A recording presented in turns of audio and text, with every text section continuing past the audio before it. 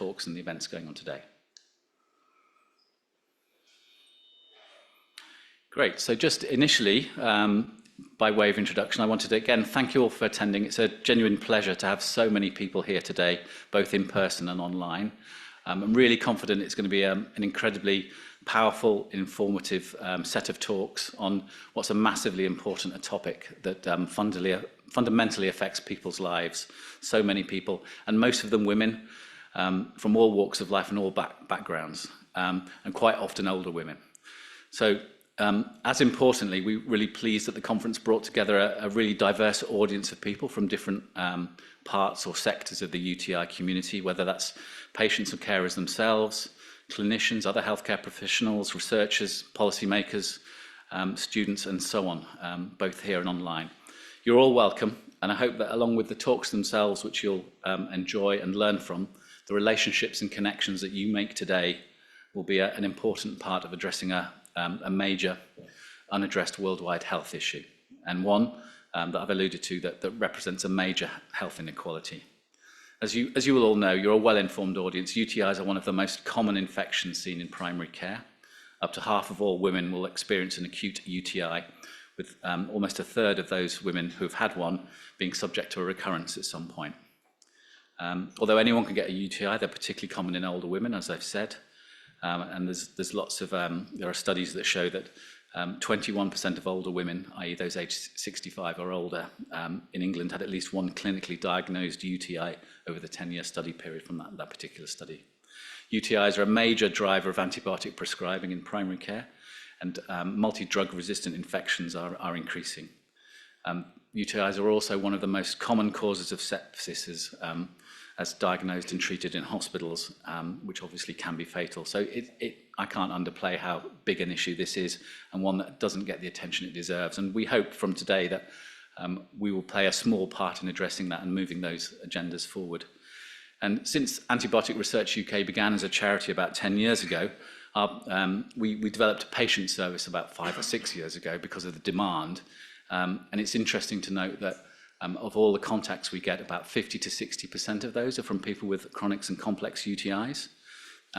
So that drove some of the charity's decisions about focusing on UTIs as an important area, not to the exclusion of everything else that we do in antibiotic resistance, but it's very important in terms of the people we're dealing with and helping and connecting with on a daily basis, but also the research that we're carrying out or funding as well. And we see there's a real synergy between bringing those two things together.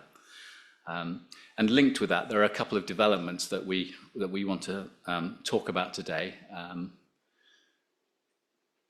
Two things that I'm going to talk about, one today, or one now and one this afternoon, but developing a patient community advisory board. And then this afternoon, I'll talk more about a research priority setting partnership for UTIs. But first, what is a community advisory board? They're quite common in other disease areas, but they're essentially a collection of patient advocates and expert representatives from patient or carer backgrounds that have bring their professional and personal experience of their conditions to bear and bring that together as a community, and then enable that expertise and experience to be shared with research projects, clinical trials, and so on. And it's established and operated on very clear advocacy principles. The members of the community or the board are supported and trained and act as a sort of consultancy resource for industry and for research itself. So today we're sort of looking at highlighting this as a potential new initiative that we want to start, and encouraging people to get involved, and I'll put some contact details up later.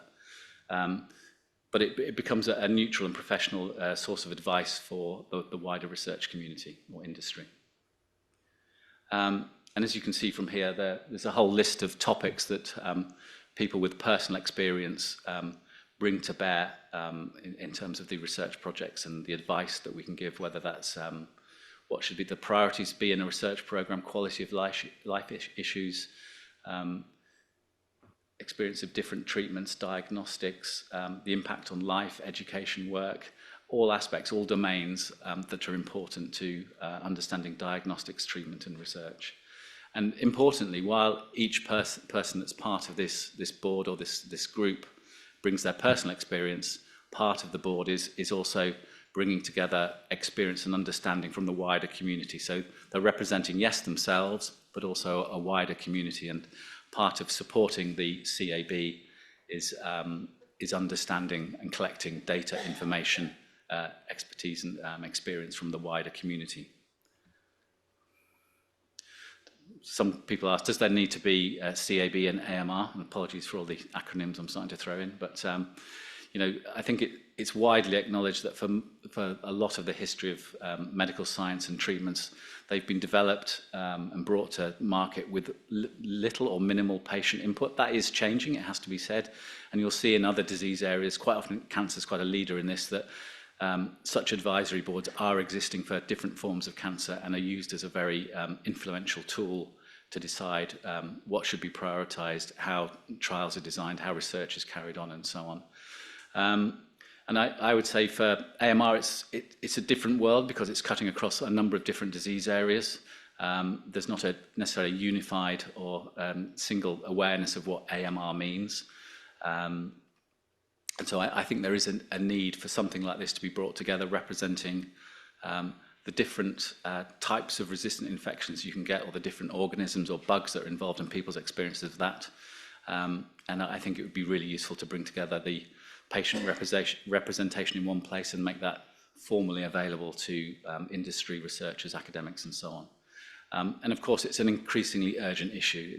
It's talked about as the sort of the silent pandemic or the invisible pandemic, but more and more we see how urgent it is becoming as a matter that if we don't take further action, more action, quicker action, it's going to become a major problem. And I think also the complexity of antibiotic resistance, antimicrobial resistance, merits having patient expertise represented in this way. So if you're interested, want to know more about this, want to be more involved, please contact me on that email address, which has been set up specifically for today's event and for the contacts and so on. So that's me by way of introduction.